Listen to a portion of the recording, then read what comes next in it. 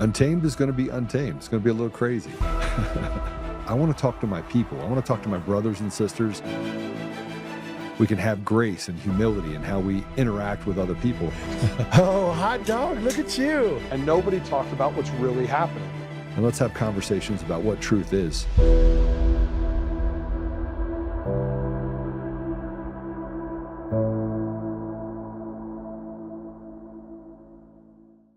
Well, welcome back. I know that I haven't been here for the last couple of days. Can you make it so that I'm not like a big head in the middle of the screen by any chance? Just make it a little bigger. Can we do that? I literally feel like I'm in the middle of the screen. Anything to make me look like I'm not just a big head, big bobblehead. So we have a guest today, Mark Cook. We've got a lot to talk about today. And one of the biggest things that we're going to talk about is what is happening with election fraud. What's happening inside of the state related to Eric Coomer, Dominion Voting Systems, what they're doing in Georgia. What they just announced, they're going to have a meeting with all the Secretary of States in all 50 states with Tulsi Gabbard. They're going to uncover the evidence related to the election fraud in 2020 and the fact that this election fraud has been going on down ballot for decades. And you say, Joe, how do you know that? Well, vindication is a great thing. It's a great thing. And so I'm not going to waste a lot of time. I'm going to let Mark stay here with me with all of it.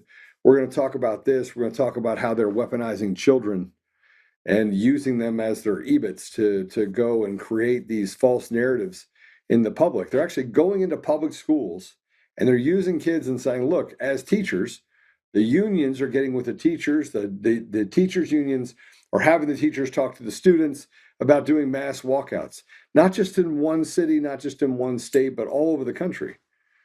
Kids are like, yeah, I'll protest. Why not? I can get out of school.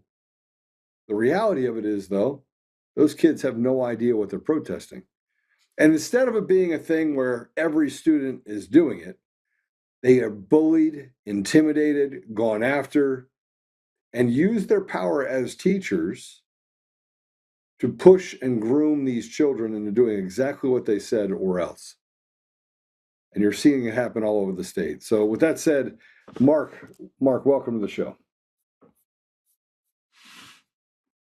You're muted, Mark.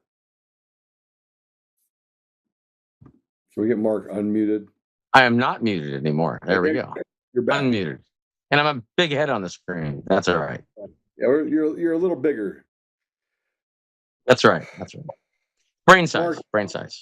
Mark, the last couple of days have been really, really, really shocking. Now, I was told almost 3 weeks ago, Joe, don't worry about it. People are going to jail. There are a lot of things that are changing right now. You don't have to worry about anything. You're going to be vindicated. Mark, do you think I was vindicated? We're getting there. Absolutely. Yep. I think, well, some stuff, we can't say, but I can't wait till I can say it. What I can say, other than that stuff, is that I've uncovered personally a whole bunch of lying going on with our electronic voting system industry. And one of those companies being Sequoia, which Eric Coomer used to work for before Sequoia became Dominion. He didn't just work for it. He was the chief architect of Sequoia voting systems. He was pretty important there at Sequoia. Yeah, he was the guy. In fact, I also found out he was the guy, top tier. When there was a problem, he was the one that everything flowed to at Sequoia. And he was the guy that someone could pick up the phone, say, hey, I got a problem with a tabulator out in the field at some county. And a few seconds later, magically, the tabulator's working again. No problem. And somehow Eric was able to get all the way through to that tabulator by some means. Of course, now we find as we're looking through these documents that in Sequoia's days, these systems were fully interconnected. They had remote access servers. They had wireless modems in them, fully interconnected voting systems. And I don't think the American public really realized that until a little bit later. And by then, the damage was already done. Then people started getting concerned about it with the vulnerabilities, et cetera. They started disconnecting, turning off those features, but the software still had the core functionality in it. They just turned it off. They just didn't use it. And so it was still there, sitting there, in case anyone decided to use it. And by that time, anyone could have used it. No one would have even known. That was the problem. They left the functionality in the software because that's how the software was designed in the first place. The entire thing was designed in order to have every device interconnected at all times during the election, just like Smartmatic's system in Venezuela. That's how their system's all set up. It's one fully interconnected system all the way down to the tabulators. And they wanted that for this country as well. Luckily, we stood up and made a fuss, but these vendors kept it all in there. And that's not just Sequoia. Dominion's got it all built in. And I've examined some other of the electronic voting system industry systems, and they've got similar functionality built into their systems. They are all network capable, hardware and the software. Now, Mark, I wrote a Substack and published it. And I had phone calls and people said, Joe, don't say anything more. We need you to stop talking. And in that Substack, I examined Eric Coomer's doctorate thesis in full for the math in that because now we know from the deposition even more about the timelines that I knew already before. And those timelines of when did Eric Coomer go to work for Sequoia Voting Systems? When did it get bought by Smartmatic and have 17 states in the District of Columbia? We knew more about his charges that were pending in California and the severity of those charges. Now we know even more about when he decided he was clean from doing substances like heroin. We know kind of the timeline, and so he was not going to be someone that any company would recruit. A drug addict facing multiple years in prison, and he comes on and works for. And by the way, he was just doing websites for a business. Like that's all he was doing. And now he was brought in as a chief architect for 17 states and the District of Columbia. And almost immediately, less than a year later, CFIUS was investigating Sequoia Voting Systems for some really bad behavior. So there's a mountain of evidence that surrounds this guy, Eric Coomer. And I still go back to the part where I think it was Providence that Eric Coomer felt like he should get on a call. He should say, hey, don't worry about it when asked about the election. What are we going to do when we lose to this guy, President Trump? And hey, don't worry about it. Trump's not going to win. I made effing sure of it. That guy in the last 5 years, and Mark, I have dug really, really deep. So it would have been different had it been a different guy. Had I not been a system architect, had I not understood the systems related to how you build systems, if I didn't have two tech companies, I'd be a different guy. Because at that point, it would be Eric Coomer just having a conversation and, oh, are you sure it's him? And people tried to convince me that it wasn't Eric Coomer, right? Like, Joe, you really should say that I'm not sure. From the beginning, people were telling me this. These are lawyers saying, give yourself some room. Okay, but I didn't need room, right? So I look at this and I go, okay, his words were one thing, but then being able to dig in and find and say, look, without a doubt, here's how they're going to steal the election, dig even deeper into it, understanding what Dominion is capable of doing. You have done this. Jeff Lindbergh has done this. We have Ben Cotton that has done this. We have the ASA group that's done this. I could just keep going down the line. You have Jim Penrose, again, another system. He's not just a system expert. He is a cyber expert and understands different intricacies. All of these people have reiterated the same thing. Jeff Lindbergh worked for Sandia Labs. You were an IT expert, been doing this for over 30 years. There's just a ton of people that have institutional knowledge, and that knowledge led to these systems. For 5 years, we had to say it. These systems were designed to. Yep, 40 years actually. And the systems, old enough all the pieces. Years. Oh, please! I'm almost as old as your ancient ass. Come on. Well, 40 years then I'm not that old. So 40 years I would be in grade school. I've been in business for 40 years. Well, then you're older than I am. I may be older than you. It's very possible, you little kid. I don't even know how old you are. But all right, so the systems, when you have all the experts that have the institutional knowledge, that have the experience, they're all looking at this system going, we got a problem here. We have a massive problem here. This thing is set up that would allow all this. And then we've got all these citizens out there investigating things and doing audits, and they're finding the symptoms in the data that would substantiate that these systems were being abused in that manner. I mean, how much more do we need? The systems are capable, they're vulnerable. The data proves that there's something funny going on inside the systems, and all the experts are saying we got a problem. I mean, are we really so dumb that we're going to say, oh, we don't know there's a problem or not? We have a problem. There's absolutely no question we have a problem. And Eric Coomer, he's not a stupid guy. He's a very brilliant individual, a very high IQ individual. They didn't hire just anyone off the street to work at Sequoia all these years. They didn't keep him on when they went to Dominion all these years for no reason. He wasn't the top level tech that everyone went to, that almost every email he was CC'd on, or he was the final say in all this stuff for no reason. He was the guy. He had the brains. He had the ability. He also has the background knowledge in order to develop a system that would make election results look very reasonable and organic and real when they could be subtly manipulated on the back end. He has unique knowledge that most people don't have to be able to do that. Yeah. Mark, he's also a sociopath. Well, there's that. There is that. Yeah. To a degree where he feels like he is so much smarter than everybody else. I mean, he feels like in his defense, he is a lot smarter than most people. He absolutely is. He's so smart that he doesn't believe that he thinks he can outsmart the world. And then when he got caught, it was like, well, what do I do now? What do I do now? I think he is such a smart guy, and he's so used to being the smartest in the room that he didn't really realize that there are other smart people out there, and those other smart people might recognize what he's doing.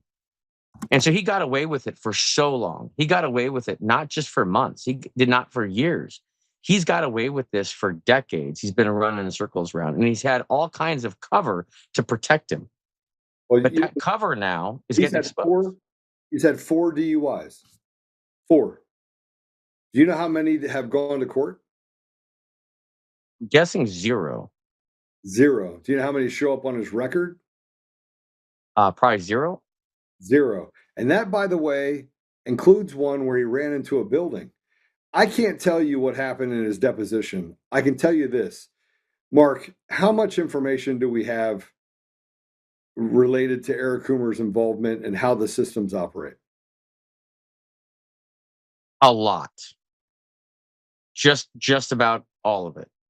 And you have people that have come forward.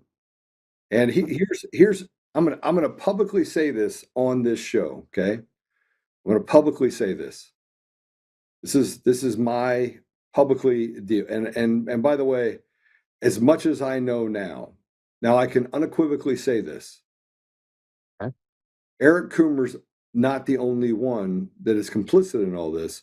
His attorneys are complicit in this as well. We learned that his attorneys have a joint defense agreement with a company called Dominion Voting Systems. That means they are communicating with Dominion Voting Systems. Do you know what else that means?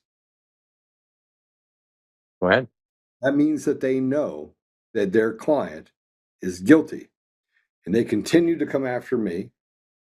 And therefore, as I start looking and drafting all these lawsuits against things like New York Times and the Washington Post and 9 News and Kyle Clark and Matt Crane and all the people that disparaged me nonstop for the last 5 years, I'm going for the bar card, and I'm going for everything these lawyers have. I'm taking everything from them. Everything.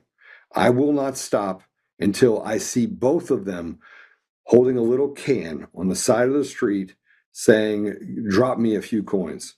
And some could say, Joe, you're asking too much. Then you don't know what we did for the last 5 years. You don't know the sacrifice for the last 5 years. Everyone that did any part of this needs to be held fully accountable. Absolutely. This is absolutely disgusting. They've deceived so many people. Hundreds of millions of people have been deceived because of this. People have lost their jobs, they've lost relationships, they've lost their life over stolen elections. We have absolutely no choice as a country to hold every single person fully accountable for every single part they played in this, or we'll never stop them from doing it again. They'll just learn what they did wrong and they'll do it better next time. We've got to crush them absolutely, without question. Including if the attorneys knew, absolutely, they got to go too. I just want the truth. I will tell you this. I have had multiple conversations and I watched the deposition and I could see what the attorney was doing, what Charlie Kane was doing when Eric Coomer was answering. And it's a, oh no. And here's another thing. When I walked outside, there were people watching the building the entire deposition. In entirety. Just imagine that. And I'm not going to say anything more about it, but there were people watching it. And frankly, it's going to get very interesting what happens from this point on. I want to share some stuff with you if I can. I put up a couple of posts, right? And I'll start with the first one and get your thoughts on it. Here's a quote from Emerald Robinson. Now, these are things that we know. And I'm not going to tell you how we know these things, but Coomer is going to jail. His lawyers will probably follow for propping up the charade. And Laura Logan sent this as well. This is huge. Breaking: federal investigators have found massive alterations to Dominion voting machines that were secretly inserted after the certification process was complete. On average, about 500 illegal DLL files have been found on these confiscated machines. That means certification was invalid. Can you tell everyone what a DLL file is? I mean, they're on pretty much everything. What are they? Absolutely. So DLL stands for Dynamic Link Library. And all that means is very simple. When you have a program, and let's say you have a program that does a certain thing as part of what it does, and you have different parts of that program that all want to do that same thing. You'd have to take that same thing, that same block of code, and duplicate it all these times, normally in the old days. Then there's this thing called the dynamic link library that showed up, where you can take that block of code that's used multiple times in elsewhere, and you can put it in what's called a dynamic link library. And it sits there, one copy of it, and then the programs over here can all link to that. They can reference that and run that code from that one place. So you don't have to have 10 copies of the same thing. You just have one copy of it. And the programs dynamically link to that file. That's why they call it a dynamic link library. It's a library that's dynamically linked into the program. And so that's a normal thing that operating systems have. Lots of software uses them. Sometimes one company will write the DLL and a different company will be able to take advantage of the libraries in their software. So when you have a certified system, let's move to Dominion or electronic voting systems, they create the software. Then they take what's called a hash on a bunch of the files, and that hash is like a digital fingerprint of each file. So if anything in the file changes, you would know that because the hash would change, the fingerprint would change. So they gives them the ability to check a fingerprint against the reference fingerprint. And what happens is if that file does get swapped out or changed, even by one bit, a single zero moves to a one or a single one moves to a zero, that's all it takes, then it invalidates the hash. It won't match anymore. And so what they have found in these hard drives, and so people know where they are, these hard drives didn't come from Fulton County during this raid. These hard drives that they're referencing, these 5 hard drives that have all these DLLs that are different, are hard drives that were, we'll say, images that were obtained from 2020 election systems back in the 2020 election. And what they're claiming, and I have not seen the evidence of this myself, so I cannot personally confirm it. I would love to be able to see it to confirm it. But what they're claiming is they looked at the certified hash DLLs And when they checked the new DLLs on this image, they realized that the DLLs had changed because that hash fingerprint no longer matches what they should have been. So something changed in them, 500 to 1,000 of them are different. And it only takes a single number, a 1 change to a 0 or a 0 change to a 1 to fundamentally change the way software works. Well, I mean, literally, you could have an algorithm that's off normally, and you change one number, and that algorithm turns on and changes the way the whole thing works. So it only takes one change. So when they say there's 500 to 1,000 files that are changed, clearly there's more than 1 or 1 0 that's changed within each of those files. So we could talking about this might be millions of changes on that hard drive that the whole all bets are off at that point. I mean, the certification is done. So I'm gonna put a little bit more context on it for everyone. We used to talk about rootkits a lot because you could use them in websites to change the outcome systematically for what the user journey was on a website or an e-commerce. You could really ruin somebody's company by using some of these dynamic files, right? Or code that basically self-denigrates, right? You could swap one out. Right. So basically, if you had a program that relied on a DLL file and you wanted to get into a system, you could take another DLL file that has a little bit of extra stuff in it, like a rootkit or some malware, swap the original one with it. So it would still look like it does the same thing, but it could do a little bit extra.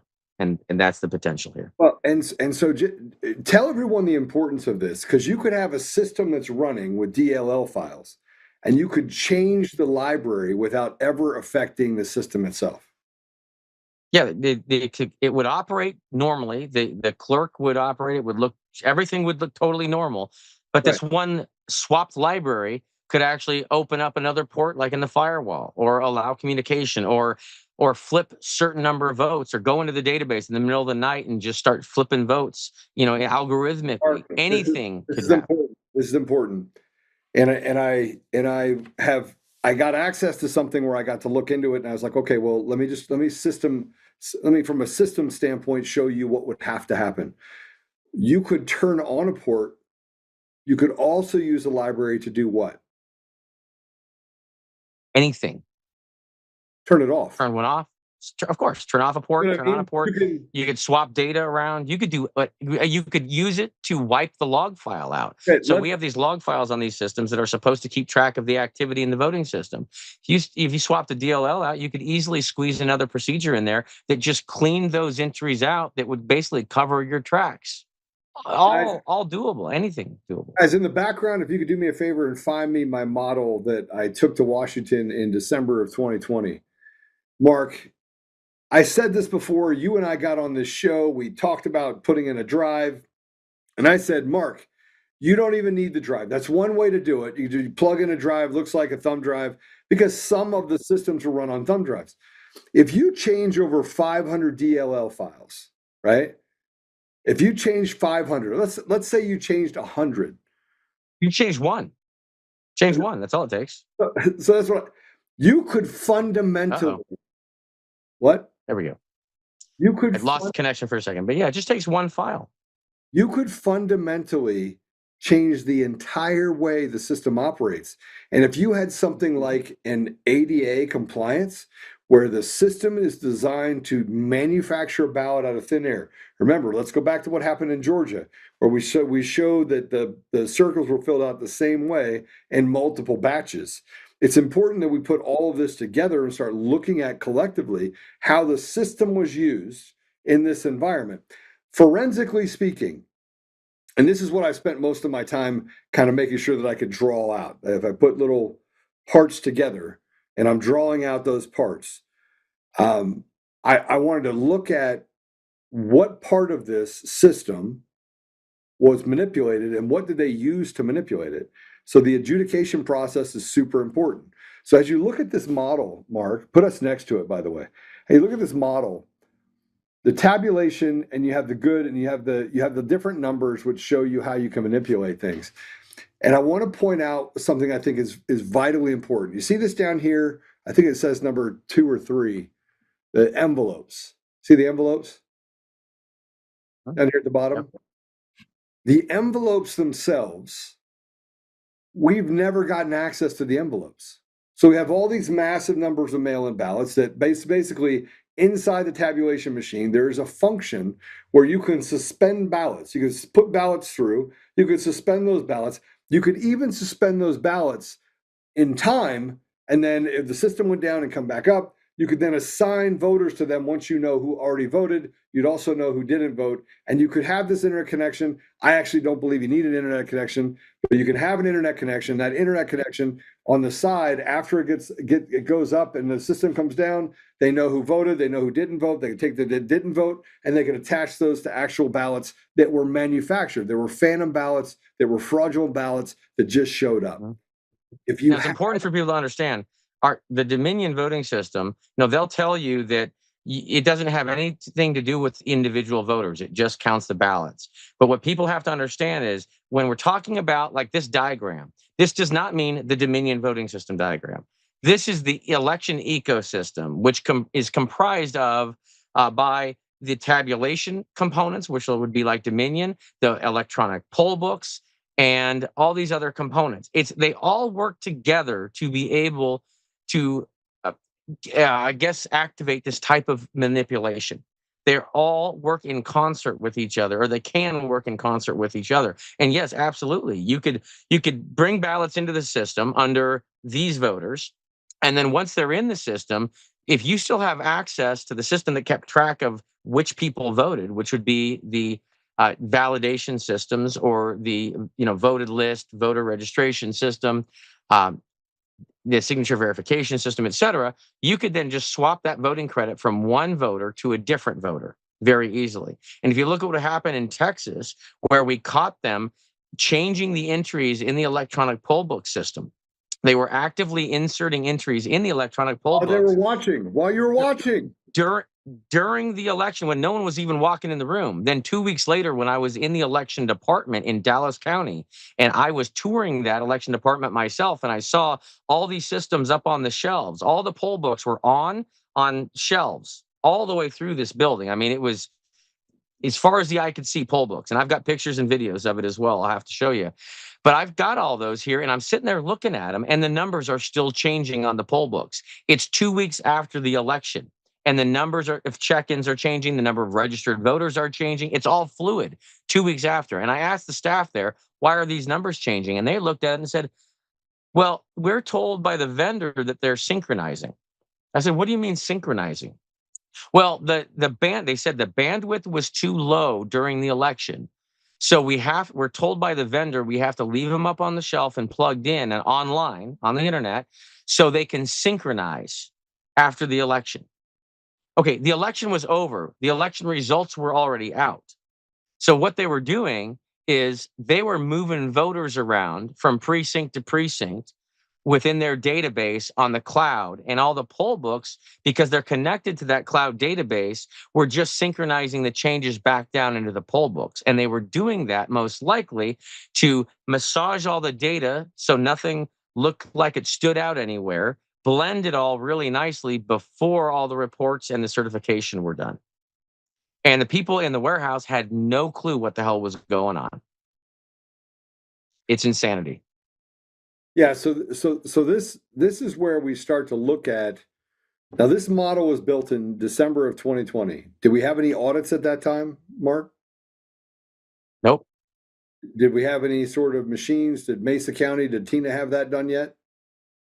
Nope. So we had none of it. We had nothing other than, I understood, here are the manuals, here are the RFPs, RFQs, here are the stacks that are there. I spent about 2.5 weeks on this, almost 3 weeks on this, me and another person named Andrew, super good guy. Is this still true? Yeah. Yeah. And the funny thing is, when I was on the plane out to DC, when I was asked to go out there the week after the 2020 election, I was at the airport. I started downloading all the manuals as well. So I downloaded every possible manual I could from Dominion because I wanted to walk in with as much knowledge as I could. And I'm downloading, sitting in the plane, getting ready to take off. I'm still downloading the last of them. And then on that plane ride, I did exactly the same thing. I opened up all the manuals. I diagrammed the whole system out. And shocking, I came to exactly the same type of diagram that you did. What do you know? And we used It's this real. to predict the outcome of the Senate runoff race on January 5th. And it happened exactly the way we said it would happen. Now, I didn't get a chance to meet you or Draza or some of the other wonderful people that I've been able to meet through the last 5 years that are, I think, much smarter than I am. Like I'm really good at system architecture. You're really good at code. Andrew was really good at math. Draza is incredible at math. But collectively, we came together and said, okay, is this how the system works? And once we knew that, when I went to Washington, I was like, listen, they're going to steal this runoff election. Here's how they're going to do it. And it happened exactly that way. Fast forward 5 years. What do you need? Oh, go ahead. Go ahead. So what do you need in a criminal investigation? What are the three main components? You have to have the means, which we've established with Eric Coomer, right? Okay. Yep. Yeah. So, and the system, the diagram we're looking at right now is the means. You have to have the character and or motives that would align with it, which we have that. Motives, which check. Opportunity. And then we would have to have the forensic ability inside the system for those things to actually occur. Then we have to have, it's always good if you have a confession, and Eric Coomer confessed on that call. Now, for those naysayers that say, well, you didn't record it, I wasn't looking for him. I was looking for journalists who were parading around as journalists who were actually Antifa members. I wasn't looking for him. I found Let me him. ask you a question. Yeah. Is the fact that you don't have a recording, does that mean it didn't happen? I was there. Exactly. The guy that ran So into people the that are building. using the excuse that because you don't have a recording means it didn't happen is absolutely absurd. And had you knew it was going to happen, you probably would have recorded it. And I've seen this one comment. Someone said, "Oh, he's a podcaster. He would have recorded it if it was going to be important." Give me a freaking break. Mark, How would anyone even know? Mark, you've been to my office. That was just a comment I saw. I don't remember. Am I just a podcaster? You've been to my office. Well, no, he was also wrong about that. Yeah, I mean, I'm just a podcaster that has run a tech company for 14 years. Do you know how many times tech companies who are not funded from the outside last 14 years? It's 0.2%. It's 0.2%. I've been in business 14 years. And not only have I, other than the 3 years that I was gone, I've done hundreds of millions of dollars in business. Not just 3 million or 5 million, hundreds of millions of dollars in business. It's probably just a coincidence. You must have just got lucky. Yeah. And I'm debt free and I've never taken a dollar of outside capital. And I've given away hundreds of thousands of dollars every year to help the poorest, most disadvantaged among us, from paying for education, giving scholarships, to actually going out there and helping single moms, the people that frankly are kicking me in the face and saying, oh, I want illegals to stay on the street. Those are the people that I spend a lot of time helping. There's a lot of very confused people, and everyone was deceived, gaslit to hide and cover up the fact that our elections in this country, United States of America, have been manipulated, not since 2020, since far before then. It's been going on for decades and decades, right under all our noses. And that's what these people that have been manipulating elections are deathly afraid of the citizens figuring out. This is their nightmare right now.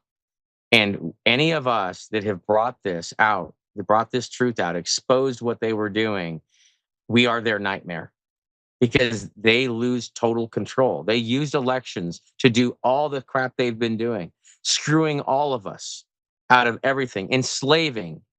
Every citizen of this country has been enslaved by these people, and their main mechanism of enslaving us is the election system that they spent decades building and sneaking in, and they are pissed that we figured it out and that we're holding them accountable. So those people that you think hate you and that do hate you right now, when they finally pull their head out of their ass and they realize what happened and they realize you actually took part in helping remove their slavery, I think they're going to I think they'll turn. I think they might even love you when they realize the work that you put in into actually freeing them of the slavery that they didn't even know they were part of. You know, I'm glad you brought that up. There was an article that was written on the Rocky Mountain Voice. You know what? I'll get to it later. But it was written in such a way that it says, like Joe or hate Joe. There is a group of Republicans that have spent the last 5 years slandering me with impunity to the same people that have supported me for 5 years. For 5 years, they've done it. And what I've started to do is catalog all of that so that I can independently sue every single one of those people. And Mark, you'd say, well, Joe, why are you suing them? Like me or hate me? What part of what I've done? Look, I'm a harsh guy. I'm not going to dilly dally or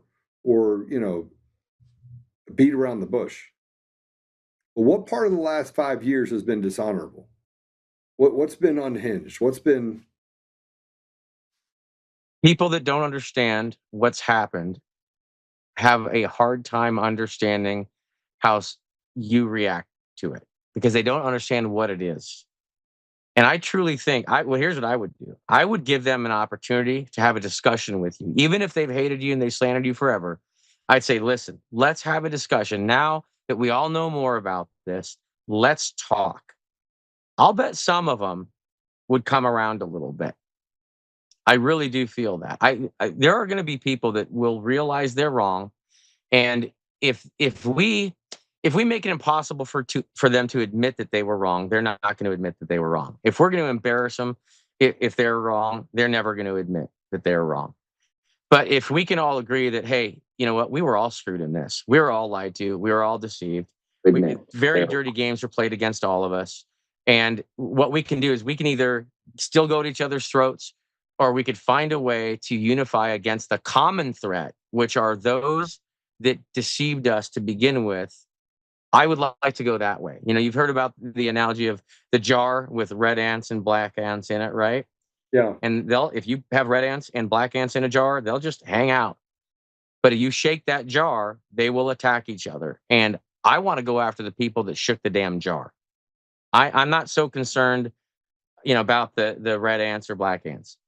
That's okay. Now, Kyle Clark, not so happy with. And that's why I, started my new network, 9.5 News, and my new show, Direct with Mark Cook on 9.5 News. And by the way, there's going to be more of that coming. But I even have a conversation with Kyle Clark because the guy can't be that big of an idiot. And if you can't have a conversation about this stuff, then you're just a liar. And I think he's probably a liar, but I'm going to give him the benefit of the doubt. I'll invite him on 9.5 News sometimes, and we'll see if he wants to have a real discussion about the facts, not the spin, but just the facts, because they're all out there now. Yeah, I actually believe that he is that much of an idiot. But then again, somebody Gatorbait just said that Mark is really good at honey over vinegar. and look, something happens to you when someone comes after your family. I'm just gonna I'll tell you right now. It changes you. It makes you want to hurt people, right? When someone tries to go after your wife and your children, it makes you want to hurt people, which is why I think the whole thing with Victor Marks saying that I threatened or went after his family, the absurdity to it. I didn't even hear that. Oh yeah, it's crazy. The guy literally he says he's in this fight for Jesus, and he runs around the state having his campaign managers and people like that threaten people. And I'm going to read it on the show today. Threatened people with, you better not have Joe show up and speak. If you have him show up and speak, I'm never coming to your place. You're not going to have a debate if Joe Oltmann is there. I mean, these are people, this is all run by... That's really bizarre. What's more bizarre is a guy named Sean Towner, who's tied to a guy named Bill Owens, who is the king of... Bill Owens was the governor. He runs basically a cartel-like group behind the scenes and tries to basically decide who gets to get into office and what office. And he makes sure that the machine destroys everybody else. But here's the thing. Bill's a coward, like the rest of these little you-know-whats, right? And I run a tech company. So if he didn't think I was going to get to the bottom of it in all about 15 minutes, that's all it took. And now I got people that are singing like birds. I have one affidavit. I have 3 people that are willing to come forward. I have 1 recording of this, and I'm just waiting my time. I'm going to do the same thing I did before when I waited for things to hammer down on Eric Coomer. I'm going to wait, and then I'm going to drop it on the head of Victor Marks and his little boys. I don't play. Victor, and I've asked Victor, because Victor made some statements about Tina Peters that kind of frustrated me, like statements that would look like statements made out of ignorance, extreme ignorance. And I've offered him multiple times He didn't to take it. come talk to me. It's just a private meeting. I just want to share the information that I have about what actually happened, so he doesn't go out making statements that aren't true. And I've asked him over and over again on X. I have not received a single contact. I'm not hard to get a hold of, Joe. I literally have my phone number on my website. I've got it in every presentation I give. Everyone freaking knows me, especially in Colorado. It would take all of 5 minutes for someone to get my number. Not a ring, nothing. And that frustrates me. So Victor, if you're watching, or if someone's watching that knows Victor, I promise you. please have Victor call me. I promise you they are. I promise you. I promise you that someone. I'll make the offer. And they don't seem to understand that. Look, I don't think about Victor. I don't think about Victor. When I get phone calls on the regular, and I have the Parker conservative send me this email that wants to indict the character of Darcy, same type of thing. They want to create and they want to sully and muddy people's opinions of people. I'm out. Now, if you want to fight, I just spent the last 5 years fighting. I'm still in fight mode. I'm all about it. You want to see a warrior? Right? You want to see a dangerous gentleman? I'll give it to you. I'll show it to you. And then when you show up and you want to act like a bully, I'll throw you around like a rag doll. I'm not intimidated by people. And I think what he's doing is disingenuous at best, but I think it's actually dishonest. And he's using Jesus. He's standing Jesus up here and saying that he's a good man while he's basically lying underneath. And Mark, what he said about Tina is what made me get in the race. He said, commuter sentence, she's absolutely guilty, after talking to Cody Davis. And you already know about the conversations with Cody Davis, don't you? Know about him. I had a conversation with Cody Davis. How'd that go? Cody Davis told me he thought the sentence was far too harsh. Cody Davis, when I met him in his office, he had never seen the back doors in the voting system. He hadn't even really understood what the reports that came out of Mesa County were about. And I'm like, how do you not know this? You're a commissioner of Mesa County. You were the one that authorized buying the system. You were the ones that all these citizens spent 3 hours begging you not to buy the system because they didn't want it for their county, and you shot them all down and bought it anyway. You're the guy that testified against Tina Peters, and you haven't seen what she produced? So I sat there and showed it to him. He sat there and watched it, and his jaw hit the table. He said, never seen it before. I said, what do you think about what happened to Tina now? And he says, I think her sentence was too harsh. Well, Cody Davis, what have you done since that meeting? When I was in your office and you admitted, it hit you that, wow, her sentence was too harsh. What have you done? I've given you plenty of opportunity. Nothing. And therein lies the problem, what you just said. Therein lies the problem. Is that you had that conversation with him, and after that, he wrote a letter to Victor Marks about making sure that he said that she was guilty. Guilty. How about that? Well, that's a big mistake on his part.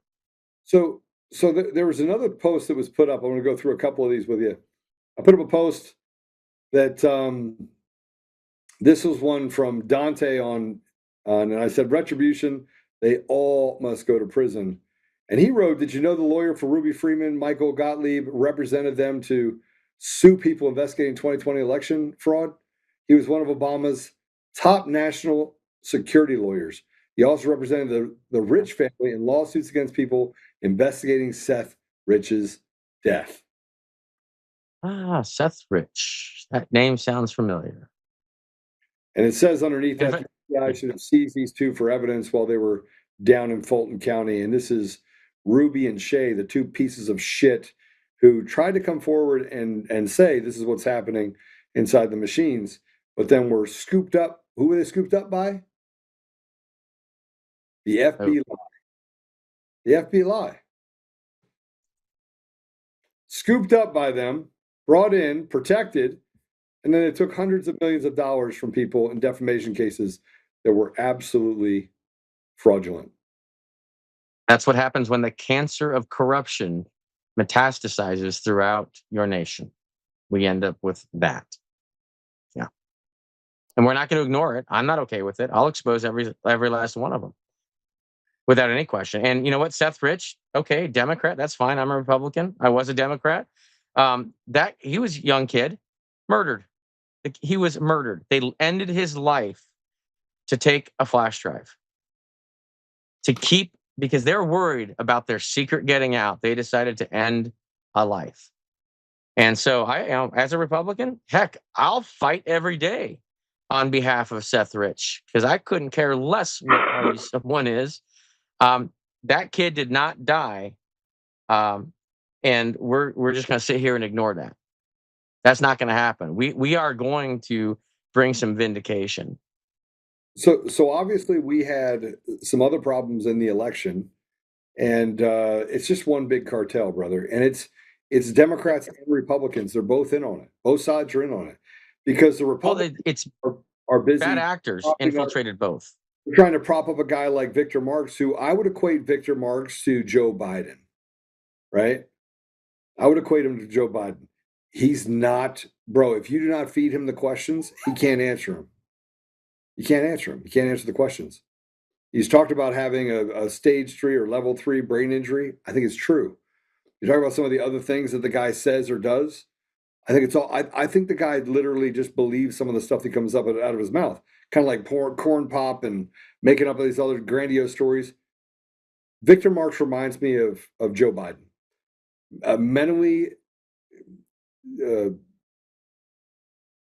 he lacks capacity. How's that?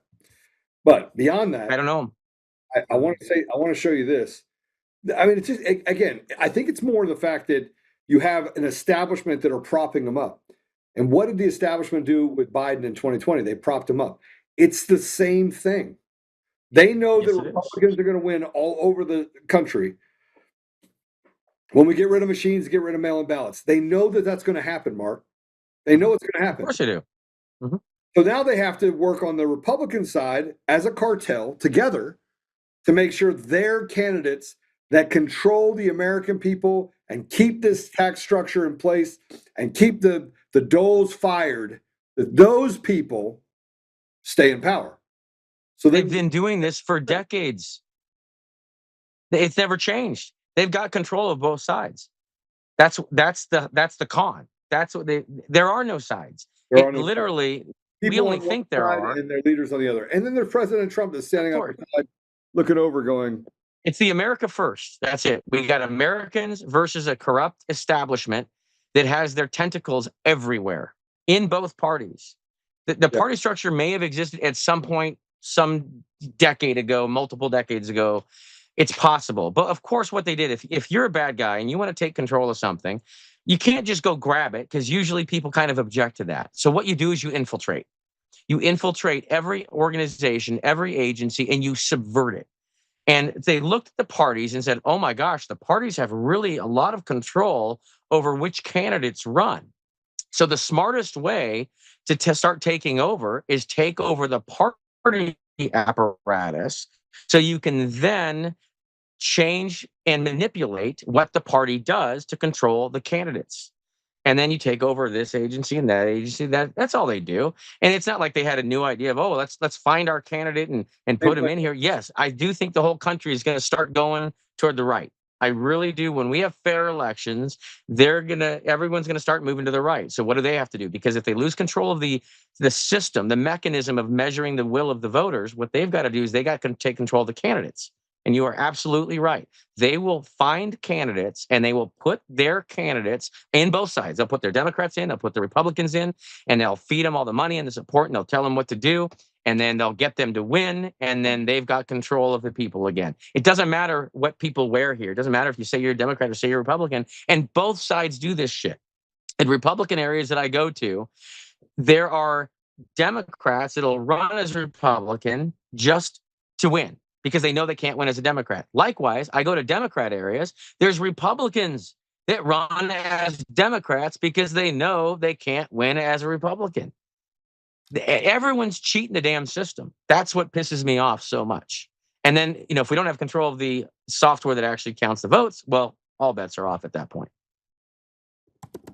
Yeah, it just keeps getting worse. We have this too, by the way, and Mark, you're right. But now that we know that this is the actual outcome, we know what they're doing. You still don't see the appetite by the Republicans to fight against it. It's as if we're back in the same swimming pool of Stockholm syndrome. Like people not really real. Which Republicans, though? I'm sorry. I'm talking about Which Republicans, right? People, just average everyday people that are out there are walking around because they don't know. They don't know the truth. Well, they do know the truth. They do know the truth, but they don't want to believe that a system could be so rife with corruption and so rotted to the core that it would do everything it could to kill off those people. And that's what's happening. That's what's happening. They don't get it. They don't get it. Now, it doesn't mean they're not going to get it. Every day, this Overton window moves. And so what I was explaining on a call this morning with some people is our audience keeps changing. Our audience is getting larger. And when we get some new people that come into the audience, they aren't up to speed yet. They don't know what happened. They're interested. And so we have to perpetually educate our new audience members so we can get them up to speed to understand what the heck's going on. So that's one of the biggest jobs I have is I try to find those new audience members and get them up to speed quickly so they can understand how this whole charade works, where all the strings are in this puppet environment that we're in. And so they can understand the issue. Therefore, they'll understand what the solution is. But if they don't understand what's going on, they're not going to be pissed about it. They're going to be clueless. And that's what, of course, those that manipulate everything in our society, they want people clueless. And that's why they've tried to take control of, why do you think Google controls your search results? Why do you think they hyper target certain people to show them certain things, to get them to think certain things, to get them to do certain things? It's all about control. And, AI is going to obviously be about 1,000 times worse than search engines go, but the whole system is set up to control the populace. Yeah, I mean, we all have to learn to disconnect. Doesn't matter where I go, same thing happens as far as being blocked and or suppressed on different platforms. Let's look at this. This is a post by this is a post that was written by the GOP last year, right? This is Julie Adams, the Fulton County Board of Registration and Elections, and a Republican Party appointee. Let me read this to you. Statement from Julie Adams. DOJ wrote to Fulton County in August of last year asking for the ballots. DOJ wrote another letter in October asking again for the 2020 ballots and in other records. 2 weeks ago, the FBI delivered a third letter, but the majority of the Fulton County Board of Elections literally denied these requests. The Georgia State Election Board has been trying for 4 years to get the records, including issuing a subpoena for the ballots and other records. And all those efforts have failed until today. I applaud Attorney General Pam Bondi and FBI Director Kash Patel for finally searching for and retrieving the records from the 2020 election, and the U.S. Attorney General under federal law is entitled to receive and review. It is my hope that the FBI is in the process of getting every box of the 2020 election materials in that warehouse to be able to piece together once and for all the truth about 2020. I'm dedicated to making sure the best of my ability, the election for Fulton counties are accurate. Let's hope this starts with a new chapter in Fulton County for transparency and accountability. Julie Adams. So this is a 4-year fight. So this gets me to that place where I start looking at it going, did they already make the changes to the ballots? Because you see that the Democrats are starting to double down. Some are being quiet because they're like, oh, I don't want to go to prison. But most of them are doubling down. What do you think we're going to find in the Fulton County with these records? I think the most interesting thing we're going to find is what's not there. Yeah. Secondly, I think the most dangerous thing we're going to find is the stuff that is there, but that we can compare with what we already know and realize that it's been fabricated. So I think both those things are going to be very interesting, far more than what we do find. And I hope they're looking at the right stuff. I really do. And if there were any computers that were taken from there, I hope they have the right people look at them so they know actually what to look for. Please, FBI, employ not talking employ, ask the right people to do it. Like, yeah, I think that's going phone, right? I think that's going to be a bigger issue. Mark, they should probably give a phone call to a bunch of people. I do think that they're working behind the scene, and we're going to talk in a minute about that. But I want to talk about our friend, if I can, because I want to follow the flow of what they put together today for a lot of reasons. There are people that have defamed. I got off a phone call yesterday. Somebody said, "Is this guy legit?" Speaking about you. And I was like, "Mark's about as legit as you're going to get." Yeah, well, she picked up the phone and called you right afterwards. You had reached out to her. And I was like, absolutely, have that conversation. That's the person you need to be talking to. But it doesn't matter where we go. She had been told that, well, Mark Cook doesn't really know what he's doing. And there are people out there that are making these claims, and they've been making these claims for 5 years. I've been defamed up one side and down the other. It's not really about me, but it is about the process. It is about what we know about those individuals.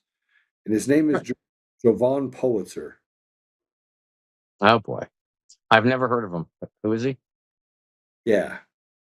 So there's a group that says that the call never happened. So I'm not going to put the post up. It's on my X if you want to go look at it. And they've started this campaign directly tied to a guy named Jovan Pulitzer. Who's Jovan, Mark? The guy. So here's how I look at that.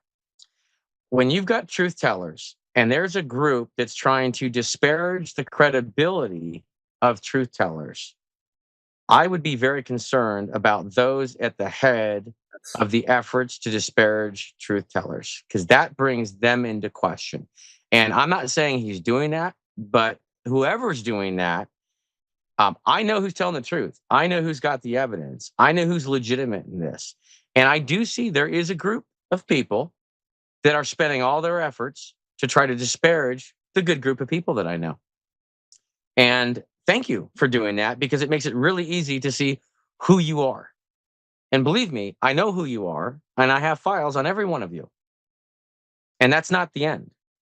That's just the beginning. That's all I'll say on that. Yeah, so let's talk about this for a minute. How did we find Eric Coomer? It wasn't public facing. Okay. Mm-hmm. Right? It was stupid. It wasn't public facing. So let's hypothetically say that he says the call never happened. He wasn't on it. How did I find Eric Coomer, the guy that posts the Antifa manifesto, the guy that is a Satanist, a drug addict, a skinhead, writes about raping his wife, who runs 50% of the vote of the American people and owns the adjudication process 3 days after the election when no one was looking at it? How did I find him, Mark? He was on a call that you happened to be on. Right? Bragging about it. And he's a braggart. And they said, he's a bragger. Likes to brag about it. He's the smartest guy in the world. Now let's talk. I've talked about him enough. Let's talk about the other thing that you said, and I hope that they're looking in the right places. First of all, we got the county commissioner, Bridget Thorne, that said something in an interview. She said something, and I'm gonna let you listen for what she said. That is kind of the tell. So let's play this cut one. I have to say that we haven't been briefed yet by our county attorneys, but we have spent millions of dollars in outside legal counsel to fight anybody from ever seeing the actual election materials, the actual ballots, since 2020. So there's been a lot of questions raised. They've admitted there's been a lot of issues with the election, but they've blocked it at every turn of anybody actually getting to see the physical ballots. I know you and I, Bridget, actually when we first met is because there was a Fulton County commissioner's call in the aftermath of the election. It was virtual because of COVID. You were a caller on that, and you were basically talking on the call about how stacks of ballots printed had gone missing from the warehouse. And then all of a sudden they dropped your call. They dropped your call, and I had to hunt you down on social media and say, what did you know? What did you see? So tell us about that. Yes, I mean, I was just a normal citizen. I didn't belong to any political party. I just Millions of dollars they spent stopping people from getting access to the ballots. Mark, if the people, it's of, for, and by the people, why in the world would they stop people from getting access to the ballots? Well, because they likely manipulated the election, because those with nothing to hide nothing. And the elections belong to the people. So the ballots don't belong to the officials. The people use our elections to determine who the officials are. Those officials work for the people. And so we've basically, in Bridget, a lot of people misinterpreted that. Bridget is not part of Fulton County election. She's on our side. She's on our side. So I just want everyone to understand that. She is on our side. Yeah. What they did on their side. And she's actually quoting something that they stated. Exactly. So make sure people understand that context. It's really important because some people are attacking Bridget, and she's a good one. No, do not attack Bridget. Do not attack Bridget. Because Bridget she could care less about politics. She actually wants the entire election fiasco to go away. She's like, just give them the ballots. Just let them have them. It's really simple. Now, what did Bridget say after that? Do you have the rest of that clip? I do. Yeah. I think we can grab it if you want, but I mean, that's well, I can just, I'll let you know. Okay. So she made a comment about Dominion running the department, the warehouse. Dominion was running the warehouse. And so this is really important for people to understand. Our election officials, they think our election officials run the elections. And I hate to tell you, everyone, they don't really run the elections. They used to run our elections. So it used to be the people that ran the elections. Then it got moved to the election officials that run the elections. But now what's happened is the vendors run the elections. The vendors and the contractors run our elections. The vendors, private companies that are paid for with our tax dollars, count our votes for us, essentially. And that's what's happened here. Now, if you've got bad actors in the county, well, then if you got bad actors at the vendors and the county, well, they work in concert with each other to keep the people away from the system. And I think that's what's happened in Fulton County. I think it's pretty obvious the county officials were part of the manipulation of the election.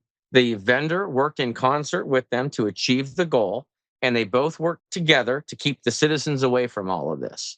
Meanwhile, the powers that be have tried to drive a wedge between election officials and the citizens across the board because they never want election officials taking the side of the citizens. And most of our election officials are good people, but they've had psychological games played on them to get them to think that the citizens hate them. And they've manufactured an artificial wedge between the people and the election officials because they want to capture the election officials so they never take the side of the people and start questioning the system. And that's why, again, they attacked Tina Peters and punished her like they did as an example to further intimidate our election officials. So this is a battle, not just between the citizens and this corrupt structure. It is a battle between citizens alongside with their citizen election officials against this corrupt structure. And we got to take our election officials back. They are us in most cases. We have elected them, and we need to stand by their sides. We don't need to be attacking them. We don't need to be walking there with pitchforks. We need to work with them because we're all being screwed by the same system. Our election officials are trapped between what the vendor tells them they can do and what the state tells them they can do. They can't do anything different. Oh, I don't hear you. Well, that means that we're in a state of perpetual servitude, that we're actually slaves. That's what that basically tells us. Give us. Oh, yeah, that we are. We are slaves.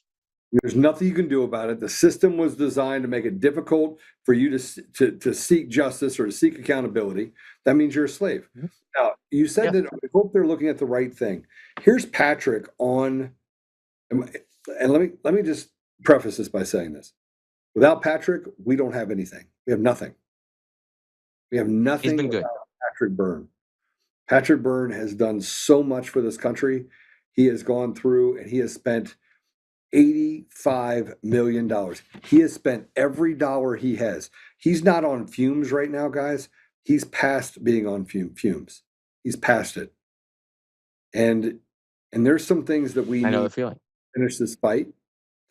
And we're going to be doing a huge fundraise for Patrick not for Patrick, for the cases and the things to finish this deal out. We have whistleblowers that are in multiple places that are basically the key to all of this. And it's not just one whistleblower, it's not two whistleblowers, not three, it's not five. It's dozens of whistleblowers that have been holed up in different places, that have been kept off the radar, so they can come in, sweep in, and be those whistleblowers for the government. Right? We've anticipated this, so we'll talk a little bit about that later. But here's Patrick talking about the DLL files being the problem. Let's play it. I've been given permission to share this, and I got to do a little bit of dolphin speak. In these computers, there's something called a DLL. It's a library of, think of it like in a mechanic shop. There's one master toolbox, and there's 8 different mechanics that go over and take out the tool that they need at any given moment. Well, in these computer systems, there's all these different programs, but there's one toolbox of a set of things that they all access. And it is our opinion, and the opinion of any knowledgeable computer scientist, I don't think anyone would dispute, it turns out, that if once the machine is certified, there's any change in that toolbox, if anyone adds any new tools, the whole system loses its certification. I don't think there's anyone, even in the Dominion side of things, who would dispute that. I've been given permission to reveal to you that we've actually secretly obtained 5 hard drive images from 2020. The bad guys don't know which 5, but we can tell you in each one of them we have found an average of 500 changes to the DLLs after certification, and as many as 1,000. Any one of which violates. All will agree that any one change violates the certification. There's an average of 500. And my guess is there's some government computer scientists opening up the Fulton County hard drives this morning, and they're going to be finding records that show from 2020 that show there were hundreds of changes to the DLL, to that library, to that toolbox after certification, even one of which throws the thing out of cert, because that's where you put it's the most important thing to own if you're going to be putting in bugs. So I'm very confident that's what they're finding this morning in Fulton County, Georgia. The government scientists somewhere nowhere else, which means the whole thing it's so illegal. I don't know if I'm getting across how bad that is. It's really bad.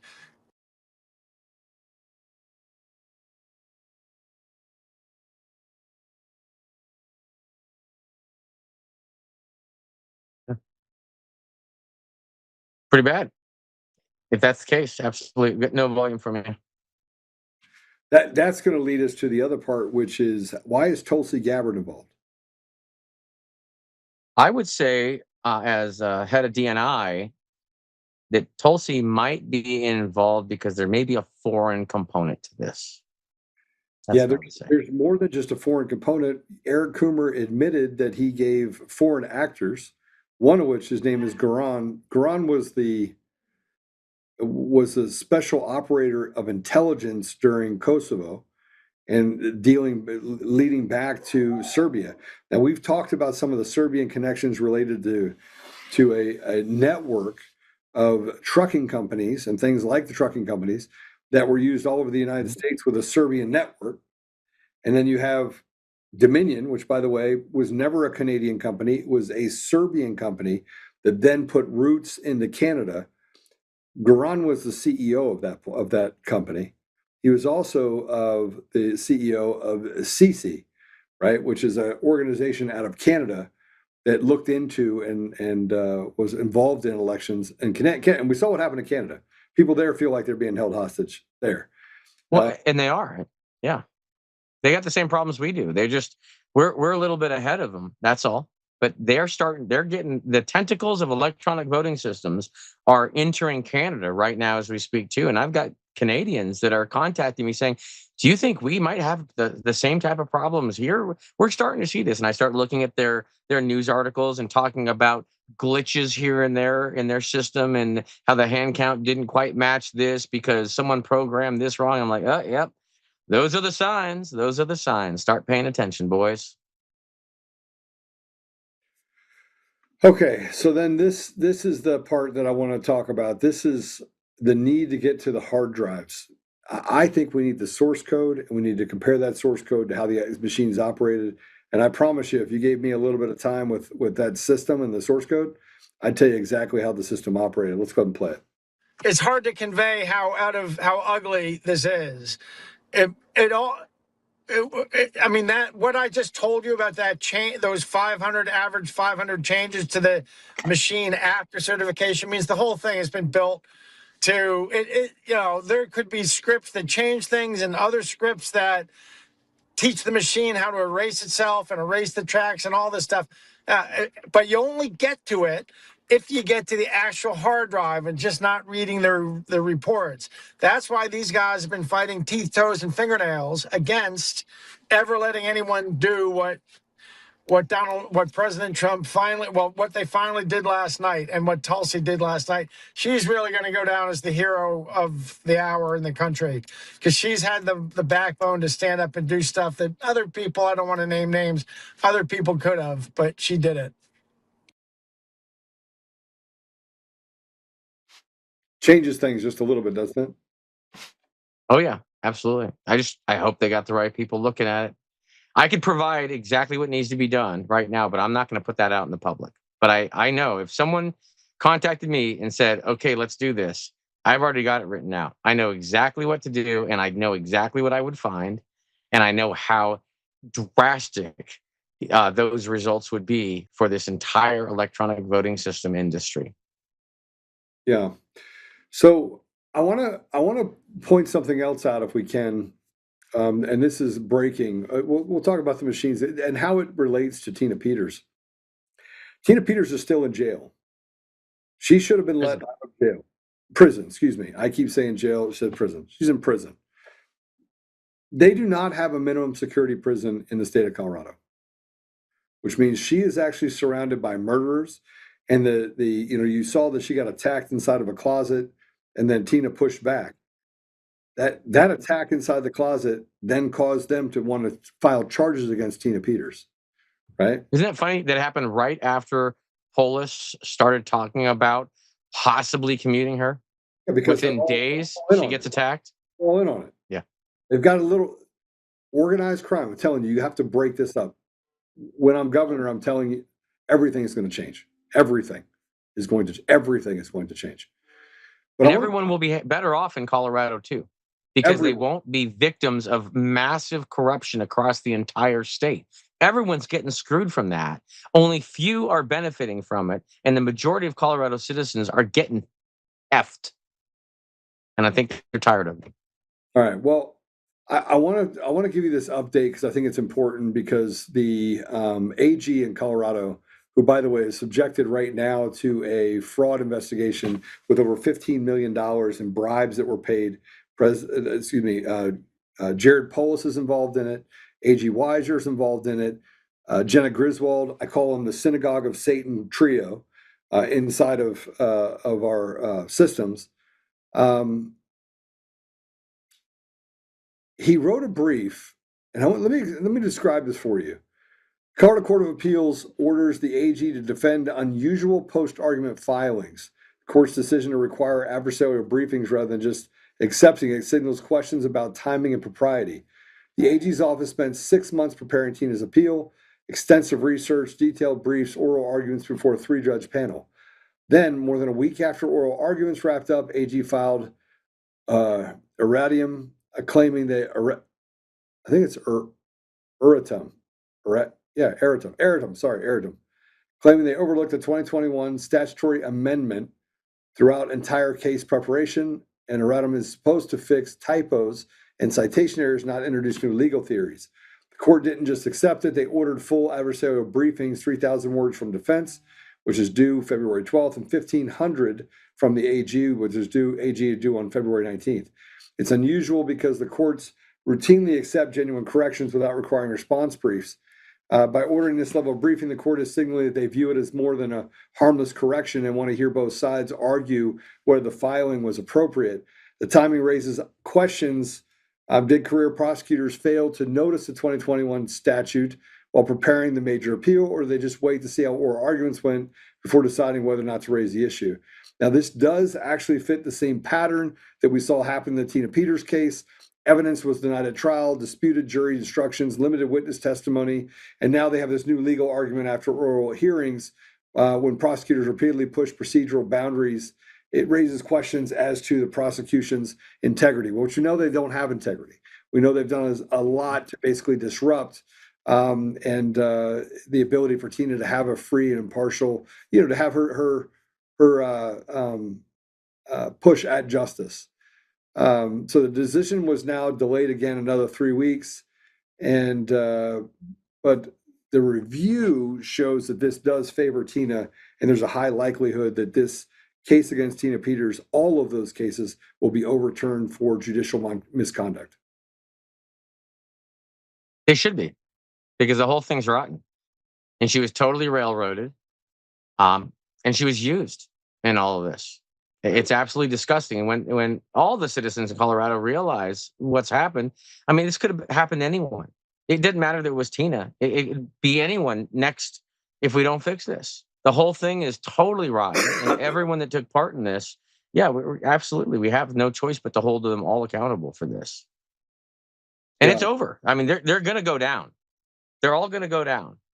And so I would say to anyone that might want to save themselves, now would be a really, really good time to do so. You might just want to make a phone call. Yeah, I think that they've given certain people the ability to come forward and be a whistleblower. I think they're too much in love with themselves to be a whistleblower, and to come forward and, well, the low end. I'm talking about the people that were used by those that did all this, because everyone's going down. There's several of those people that have already flipped. I'm talking about but there's several that haven't yet. Yeah, I would agree with that. Now, I have some good news amongst all this. You ready for that? Okay, I'm ready. Play cut one. Don Lemon. Alert, journalist Don Lemon has been arrested in connection with an anti-ICE protest at a church in St. Paul, Minnesota. Bill Malusian joins us now with more on this breaking news. Hey, Bill.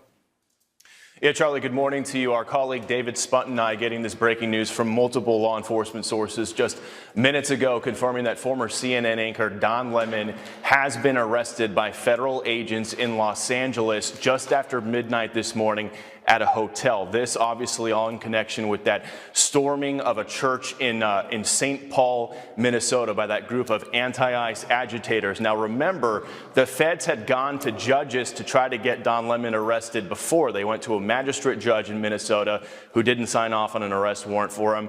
Then it went to a judge above him. He didn't sign off on an arrest warrant for him. Then it went to an appeals court. They also decided not to sign off for an arrest warrant for him. So there was experts who were predicting that perhaps the feds would go to a grand jury. It remains to be seen if that's what happened here, but we can confirm that Don Lemon was arrested in Los Angeles by federal agents just after midnight Los Angeles time at a hotel. Now, typically, standard procedure with an arrest like this is the defendant will likely make their first court appearance sometime the same day. So there's a chance we may see Don Lemon make his first court appearance in Los Angeles sometime today. But obviously, this is going to grab all sorts of headlines. 3 other protesters from that church storming, have already been arrested, including who the feds say was the organizer of that protest. The woman in the middle there is a school board member in St. Paul, and then the mugshot on the right is an online personality / agitator, if you want to call him that. He's known as the Woke Farmer. Those were the 3 people that the feds had already arrested, but we have confirmed that Don Lemon has now been arrested in Los Angeles in connection with that viral incident. We all saw the video of it that spread and drew widespread condemnation. The feds have been going after these people on FACE Act violations. So this is still breaking news. Once we get more details about the potential charges here, a court appearance, we'll of course update our viewers, guys. All right, two things of record in this that I think are important that you should know. Number one, how rotted is the judiciary that they would walk past a FACE Act violation and say that they will refuse to actually have a have, because he's a have, not a have not, have a have arrested. Pretty big. I talk a lot about density. That in order to get to 2020, they had to have proper density where they had stolen enough elections and appointed enough judges based on those stolen elections in different states that they would have a firm grip on our judiciary, and that the 4 years of stealing the election for Joe Biden was not a victimless crime, and that every single one of those people that was appointed because of Joe Biden has to be removed. That means that Katani Brown has to be removed. Yep. Federal judges must be removed. Anyone below that was appointed that caused any sort of laws has to be removed. Any senator races or judicial appointments at state levels must be removed. This is a reset of the entire country, and every single one of those people should be thrown out. We should elect new leaders, and then those leaders should appoint new judicial officers. Yeah, we don't have a choice. I mean, we have to. If people manipulated the system to get into positions of power, what are we going to do? Just let them sit there and continue doing damage if they weren't rightfully there in the first place? We have no choice, but we've got to press the reset button. We've got to back this up as much as we can. Back it out. We need to back it out and put right people in there. And if we need to rerun elections, we need to do whatever we need to do to make sure that the will of the people is accurately represented, that the people that are in positions of power and influence were actually elected by the citizens. We have to do that, or we have no republic. Well, this gets down to the part that I think is most important, and that is we have to stop negotiating with the ridiculous. We have to stop actually thinking that we have to have a discussion about it or a debate about it. No, it's they go. We will. Yeah, we don't negotiate with terrorists. We have to stop. And that's exactly what they are. That's exactly what they are. Yeah, they are. They're domestic terrorists. So I have great faith in the fact that we're going to get to that place, but nobody's really talking about what that mechanism would look like. But I do believe it's coming, and I do believe that the power structure that has been put into these technocracies and billionaires and people that are laundering money by the tens of billions of dollars, I think that whole network is about to fall pretty drastically. It has to. It has to. And everyone that, the useful idiots, and sorry, idiots, you don't have to be idiots for long, though. You're not just because you're an idiot now doesn't mean you're perpetually going to be an idiot. You can stop anytime you want. Once you learn what the hell's going on, you can graduate from idiotdom and be a normal citizen here. And we can fight unified. We can fight the bad guys all together and free ourselves from this slavery. But yes, we have no choice but to do this for all of us. Yeah, I would agree with that fully. Let's talk about this ICE race or these ICE outs that are happening, because I think this actually goes to the fact that our kids are being manipulated, that the teachers unions are actually using teachers. So how many students do you think there are in high school students are in Colorado? I have no clue.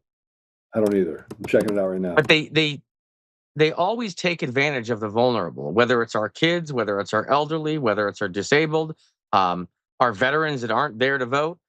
These psychopaths, these demons, take advantage of everything they possibly can, and of course they go after our children.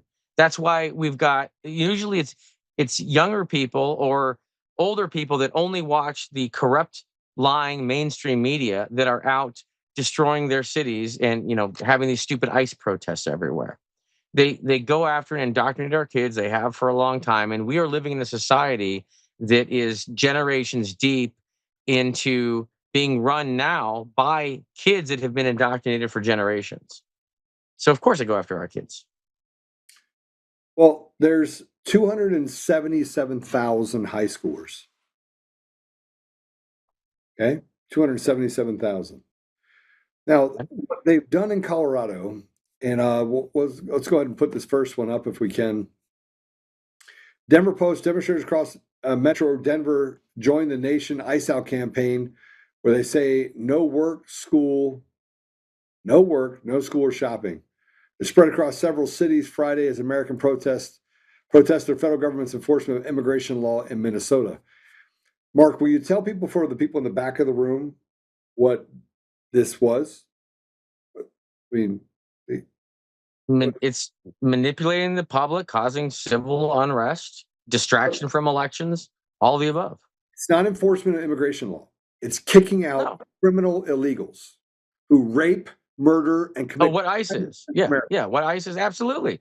Yeah, it's going after people that have broken the law, that shouldn't be here, that are causing harm to American citizens. That's what it's about. But they've lied to all these kids. These kids don't know what the hell's going on. The kids are told we're hurting people. No, we're just getting criminals out of here that are causing harm to you and your family and your fellow citizens. That's what we're doing.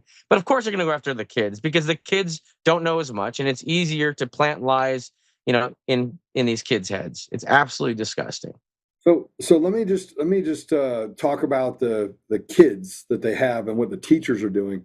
And frankly, I think every teacher that called out sick for the ICE protests needs to be fired. Every single fire every one of them. Absolutely. Completely gone, right?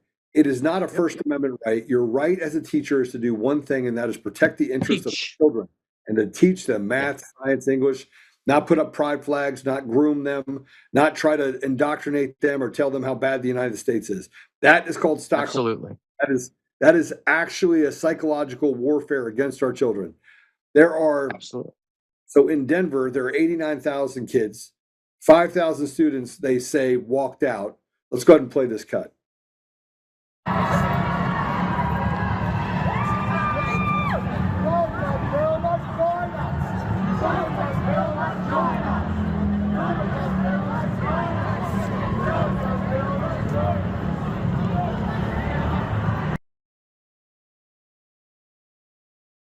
It breaks my heart.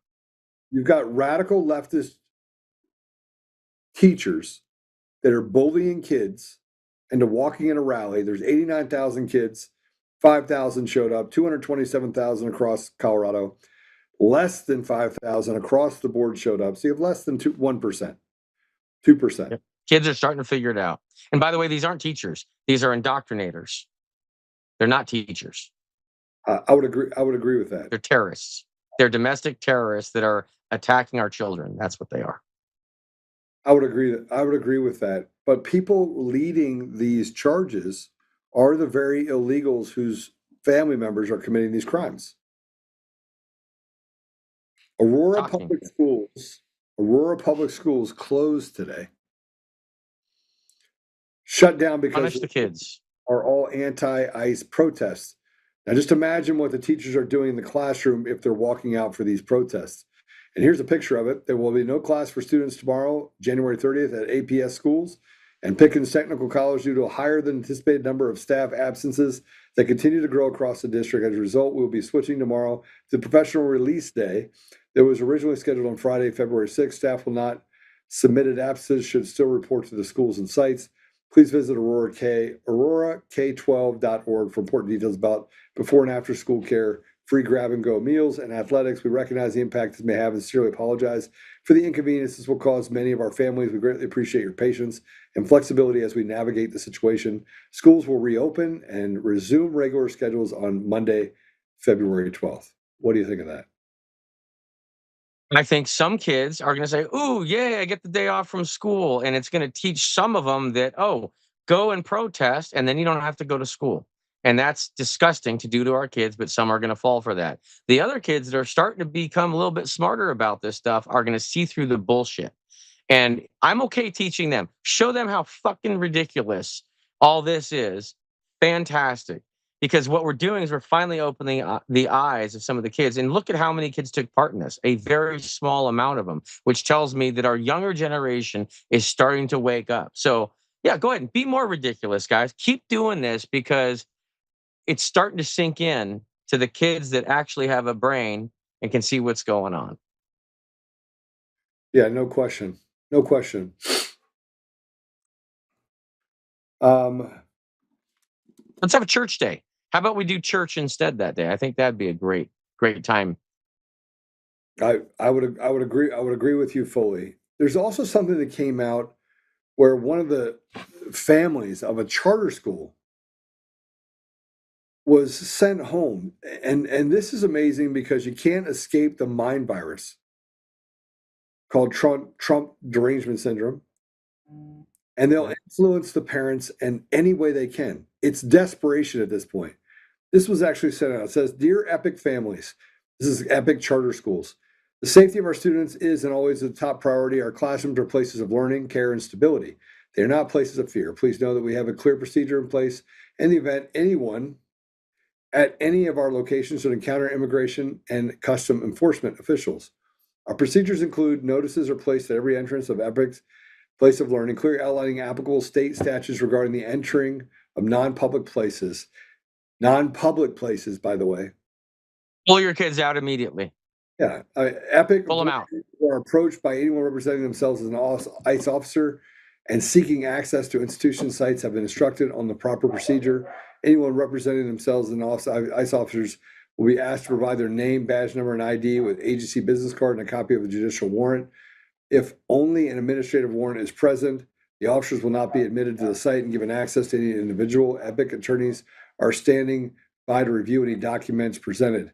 I recognize the national conversations and news coverage surrounding the topic can create uncertainty and confusion, particularly for families who may already feel vulnerable. Epic will always place student safety first as we continue to provide a safe, welcoming, and inclusive learning environment for everyone we are proud to serve. As a reminder, federal and state laws protect the rights of all children and youth to attend public schools such as Epic, regardless of their identity or status, except being age eligible for school. Mark, this was sent to teachers. Do you know how many ICE agents have entered schools to remove children? I think 0, pretty sure. None, not one. Not one. So why are they doing what It's they're not about that. No, it's not. Fear. Fear. It's pressure. Fear, pressure, manipulation. Yep. Cause chaos. And here's here's something else that we should probably talk about. While they're sitting here talking about all of this, parents have they're worried about their children. They're worried. I mean, deeply worried. Let me give you a little bit of statistics. I'm gonna drop some knowledge on you. The academic proficiency scores for Aurora Public Schools are from the 2023-2024 school year hasn't gotten better. Based on Colorado measures of academic success, the CMAS and relates state assessments, they represent the percentage of students testing at or above proficient levels. Note the 2025 CMAS results show improvement in both literacy and math in the district, although scores remain below pre-pandemic levels, and no specific proficiency percentages for 2025 were detailed in available reports. So the number of kids at the elementary school level that are proficient in language arts proficiency in elementary school is 16 or 23%. For middle school, it's 27%. For high school, it's 38%. Math proficiency, 16% are proficient. 7% of middle school are proficient, and 18% of high school. Aurora is the biggest school district in the state. 62% of Aurora high school students are not proficient in English. 82% may be functionally enumerate. In other words, they're stupid. We have stupid kids. We've literally created stupid kids. Yep. But they're really good at knowing what, trans man is. They're experts at that kind of bullshit, but they don't know how to do the very basic things they need to be able to do in life. That the education is there to give them in the first place. It's there to set them up for success in life, and it's not. They're just using our education system to indoctrinate our children. It's not helping them. It's putting them only in a worse position. I am so happy that homeschooling is skyrocketing all over the place. All right, I think we've done enough of the kind of the red, white, blue pill, the black pill. We're not black pilled at all. We know things are happening. Okay. Before I leave you, I want to play this funny and disturbing video about this liberal woman talking about why conservatives need them. And then I'm going to play a video about Victor Marx from a guy that I will be doing an interview with next Wednesday in my office. Awesome. He's a TikTok influencer. I think he's got over 1 million people that watch him, and I'm going to place that video in there as well. But first, I want to play this. This is a Democrat influencer with almost 200,000 followers that says she's figured it all out. Let's play it. Do you want to know why conservatives and Republicans hate white liberal women so much? It's because they need us. Patriarchy, white supremacy, Trumpism, the Maha wellness movement, it all goes away if we start saying no more. It's why they hate Renee Good. It's why my comment section is always in shambles. It's why they say that white liberal women are the greatest threat to democracy, or their terrible idea of it. It's because when they lose us, they lose power. As soon as white women decide that we are going to stop upholding the very systems that oppress us and other people, they start to go away. The majority of white women voted for Trump in the last election. Keep getting your nails done, keep going to Pilates, keep doing whatever white girl shit it is you want to do, but don't stop resisting and tell your friends, because they cannot win without us. What do you think of that? Oh, there's a lot of stupid in the world, and lots of What's that? Are you there? Lost him. I'm back. Back. Hold on. I'm coming. I'm back. All right. Say that again for everyone. There's a lot of stupid in the world. There's a lot of indoctrination, and it's generations deep now. There's been so much deception everywhere that I think what we have is we've got deception-induced psychosis now all across our nation, and she's a victim of it as well. Yeah, I'm trying to find this video, which I think is going to be important to play. Okay. Mark, I want to just ask you, actually, why don't you give us a full update real quick while I look for this on You look for the video. I do want to tell people to get this because this is really, really important. TheLostInterview.com is a critical video that people need to watch. If you have not seen this, you need to watch it right now. And what it is, it's an interview, a couple interviews I found that have been deleted long ago by James Collier, who uncovered election fraud decades ago, back in the 70s and 80s, and came out and even in the 90s and tried to explain what the heck was going on, show what he found. And it's the same election corruption, same election fraud that we have going on right now. It's never changed. It's the same thing. But people think that election fraud just showed up in 2020 all of a sudden, especially the useful, I don't want to call them idiots. The useful, currently ignorant people think that election fraud just showed up in 2020, or the talk about election fraud. It has nothing to do with Trump. It has nothing to do with 2020. We've all been screwed for decades. And this video, there's a reason why they've been trying to delete it. The powers that be that have been manipulating all of us by manipulating our elections didn't want any of us to know that this existed.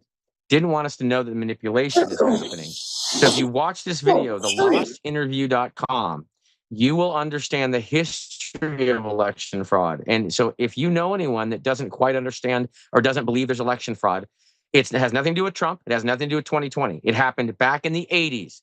Just have them watch the damn video and then ask them what they think about it. That's it. And you will have a believer in about 30 minutes. Okay. Hope I bought you enough time. No, you bought me just enough time, actually. Cool. I'm going to see if this is it. Hold on. As a Republican in Colorado, I'm starting to realize how embarrassing it is to be a Republican. We make up 20 to 30. All right, let's see if it's this. That's all fake stuff. I hope people realize those videos are all coordinated. Did you know there's They're a all 40? fake?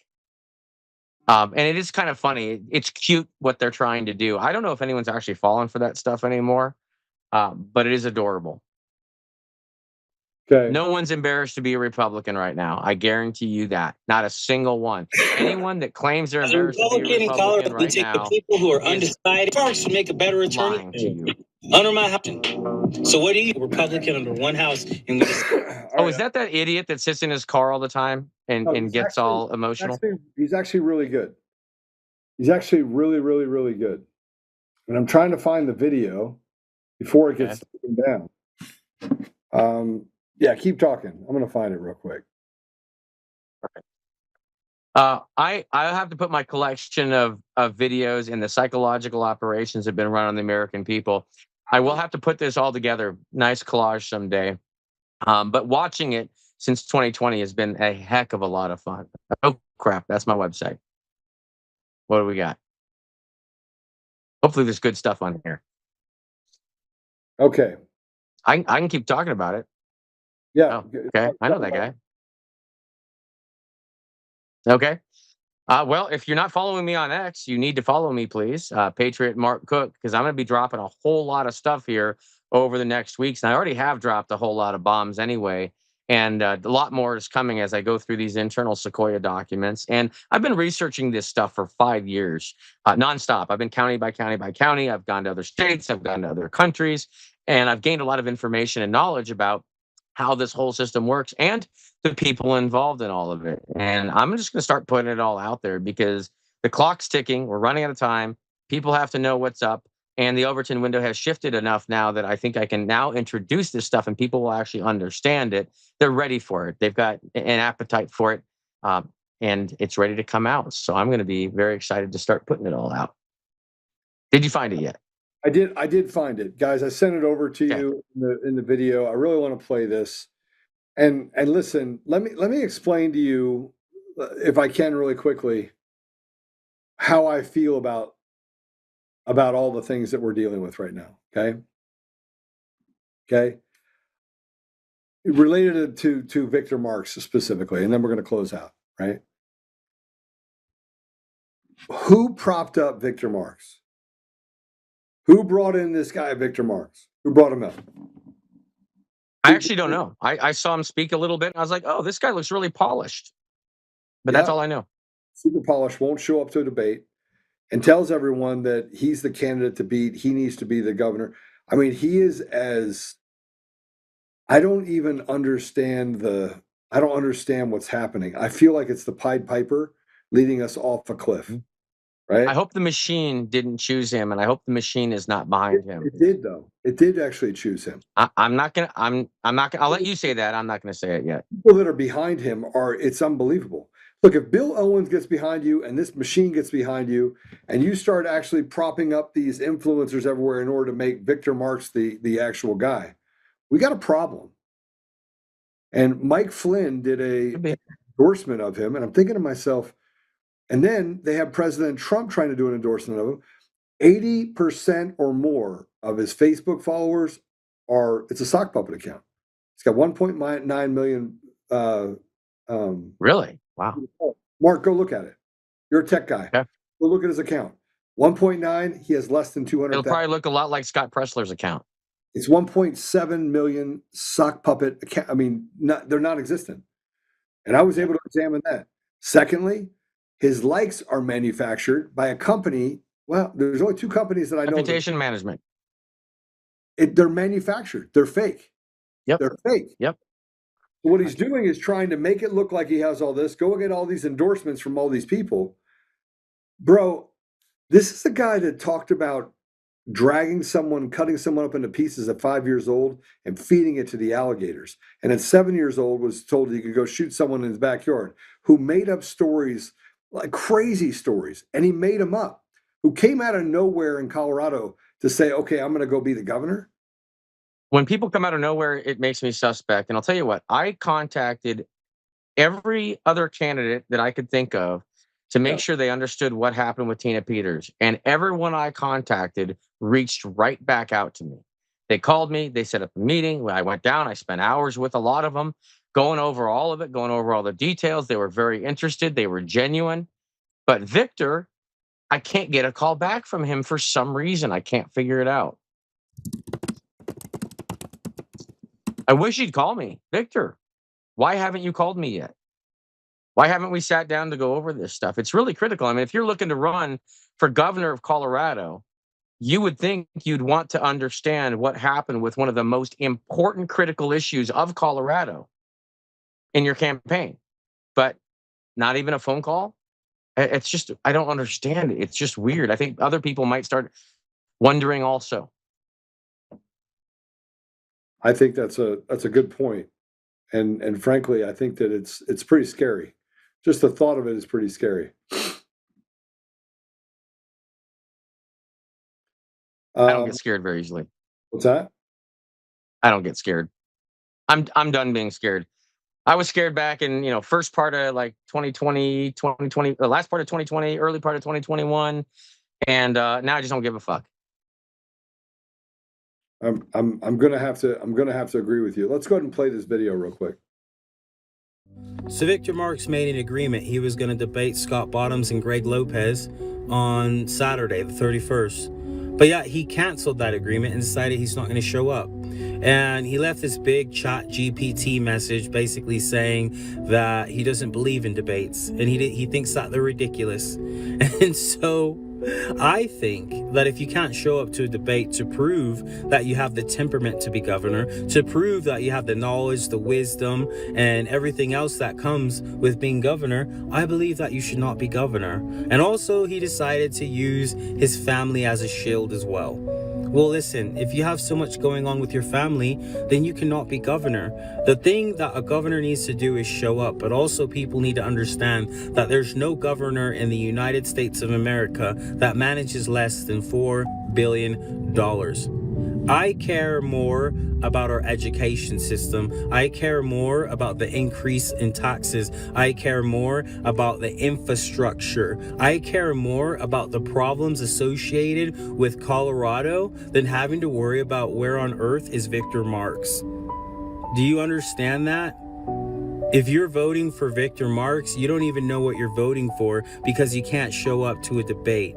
And I don't mean this to be rude. I don't mean this to be mean. I do not want to tear down a man. That is not my style. But you have to look at things in a realistic perspective and say, this gentleman claims to have gone to different countries to rescue people in countries that are very, very not safe. And now we're here in Colorado and you're scared, you're worried.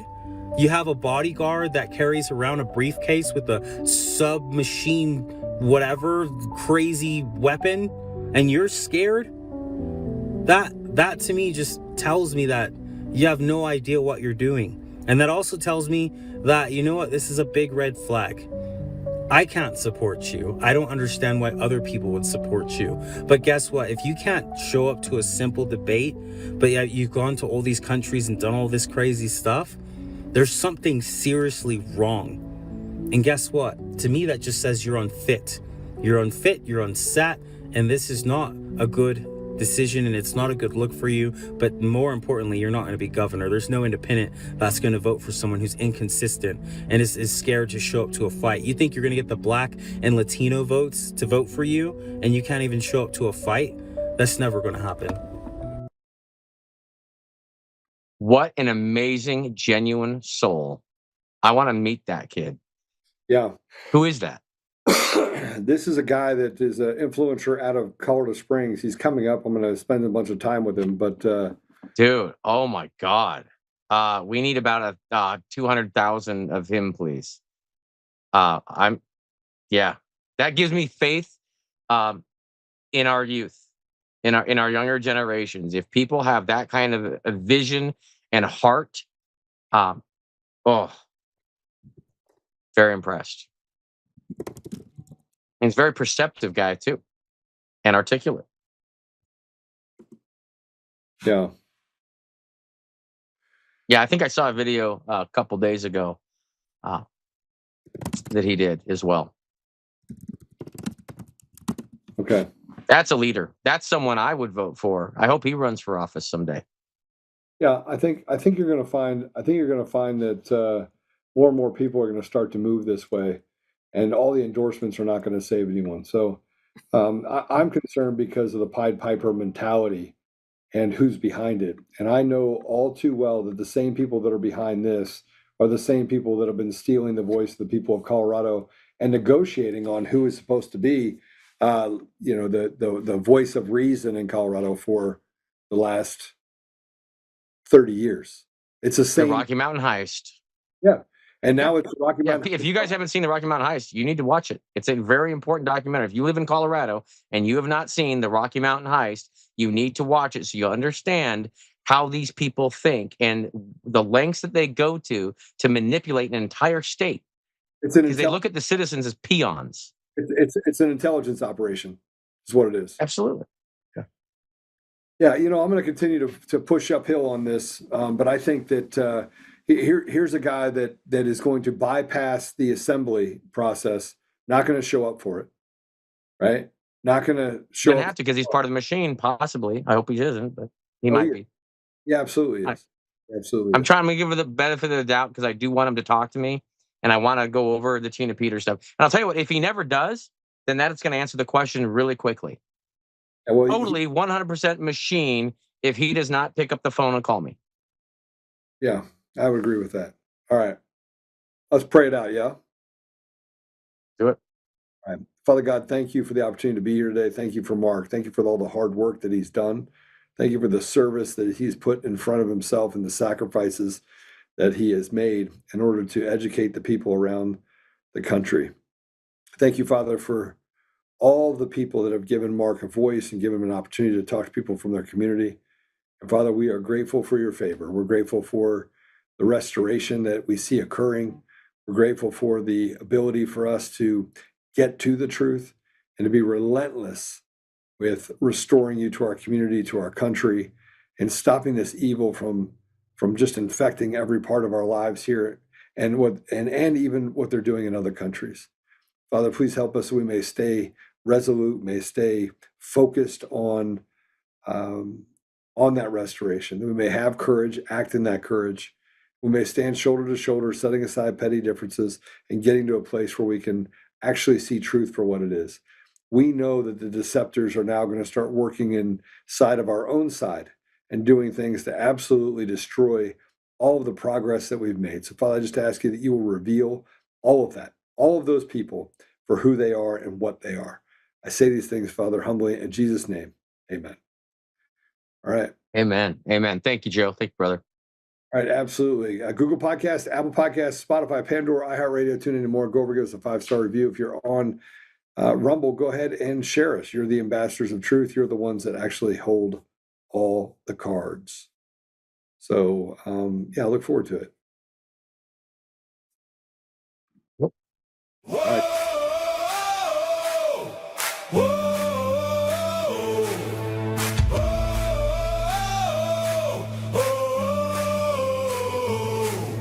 Rising from the fight for the forgotten and the free, exposing rigged machines, Coomer's lies, Dominion's deceit, pays a grand each day, shielding truth from corrupt hall, but he won't back down, standing tall through it all. Art and Tina Peters break the chains that bind her tight, hand count votes and one day bring the fraud to light. No more mailing scams, no machines to steal the night. Restore the people's voice, make Colorado right. Governor Oltmann, lead us bold and true. Badass for the have-nots, fighting through and through. Abolish property tax, cut the tolls away. Shrink the bloated state, let the people have their say. It's our rally call. Truth and freedom rise and watch the tyrants fall. Untamed Colorado, strong and proud we'll be. One man for the people, set our great state free. Help the single moms, bring back trade school strong. Opportunity for youth, where the brave belong. Audit every NGO, ban the wolves that roam. Reclaim our stolen land, bring the power home. Eric Coomer's fraud, Dominion's rigged design, expose the stolen votes, cross a dangerous line. No more victimhood, no chains on you and me. He's running for governor for real liberty. Smash the fraud machine, pardon heroes jailed for the have-nots. Rising truth will never fail. One warrior defies the corrupt elite. Colorado reborn strong.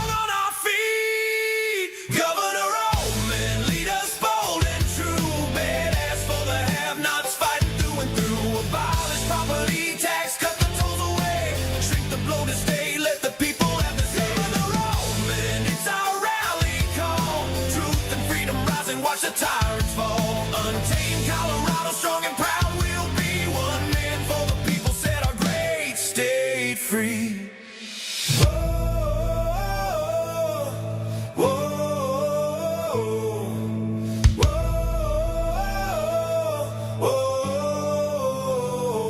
Governor, lead us bold and true. Governor, freedom forever, Colorado, rise.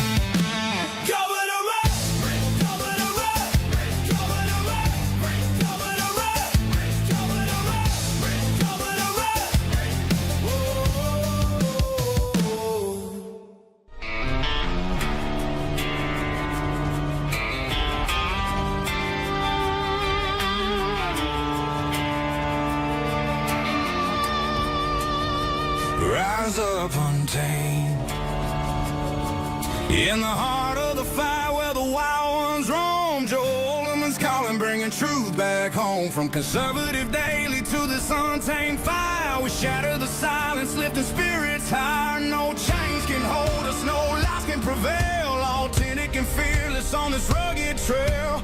Patriots gather under stars and stripes. Untamed nation, igniting the night. Untamed nation, let the truth roll out in this land of the free. Standing proud from sea to shining sea, we won't back down.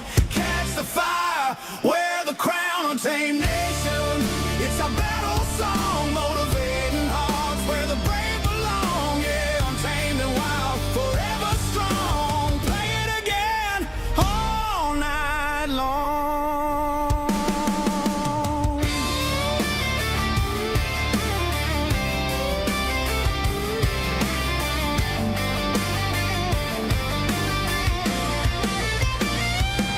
Break the mold, chase the real, no more games, time to heal. Joe's voice leads the untamed crew. Truth matters through and through. Untamed nation, let the truth roll out in this land of the free. Standing proud from sea to shining sea, we won't back down. Catch the fire, wear the crown. Tame nation, it's our battle song, motivating hearts where the brave belong. Yeah, untamed and wild, forever